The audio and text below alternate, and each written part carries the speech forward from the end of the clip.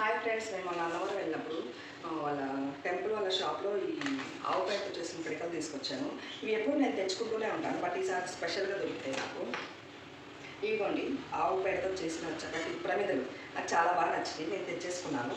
So ఇది మీకు కూడా చూపించాలని అనుకుంటున్నాను.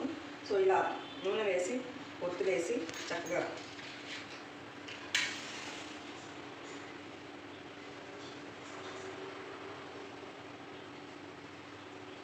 ఇందులో ఉన్న స్పెషల్ ఏంటి అంటే, సో నార్మల్ ప్రమిద అయితే ఆ ప్రమిద ఉండిపోద్ది. ఇది లాస్ట్ వరకు ఆగి చివరికి ప్రమిద కూడా వెలిగిపోతుంది. నేను తర్వాత చూపిస్తాను అది మీకు.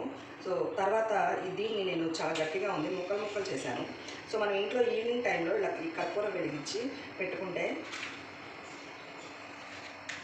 ఇంటి నిండా మంచి సువాసన వచ్చి మనకి పాజిటివ్ వైబ్రేషన్స్ వస్తాయి. సో ఇలాగనమాట. సో ఫ్రెండ్స్, ఈ వీడియో నేను పెడతాను చివరికి ఎలా కాలుతుంది అనేది.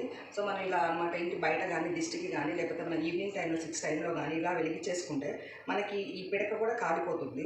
సో ఇది చాలా బాగా నచ్చింది. సో మీతో షేర్ చేసుకుందాం అనుకున్నాను. ఓకేనా ఫ్రెండ్స్, థ్యాంక్ యూ. ప్రమిద వెలిగించాను, వెలిగించి చూస్తున్నాను. సో బయట పెట్టాను, చక్కగా మొత్తం వెలుగుతూ లాస్ట్కి చివరికి ప్రమిద మాత్రమే మిగిలింది చూడండి. ఇది ప్రమిద వల్ల మనకి ఇంకొక పెద్ద బెనిఫిట్ ఉంది. కార్తీక మాసం రోజు మనం గుళ్ళో దీపాలు వెలిగిస్తాం కదా. సో ఇది మనకి వెలుగుతుంది, చివరి వరకు వెలిగిద్ది, మనకి ప్రమిదతో సహా వెలిగిద్ది. మళ్ళీ కొండకిద్దేమో ఇది వెలిగిద్దా ఆరిద్దా అనేటువంటి ఆలోచనే ఉండదు. మనం ఒక్కసారి వెలిగిస్తే చాలా, అది కంప్లీట్ అయ్యే వరకు వెలిగిపోతుంది. సో నాకైతే ఇది చాలా బాగా నచ్చింది. ఫ్రెండ్స్, మీకు నచ్చిందా? అయితే నా ఛానల్ని సబ్స్క్రైబ్ చేసుకోండి, ఇంకా మరిన్ని వీడియోస్ మీకు అందజేస్తాను.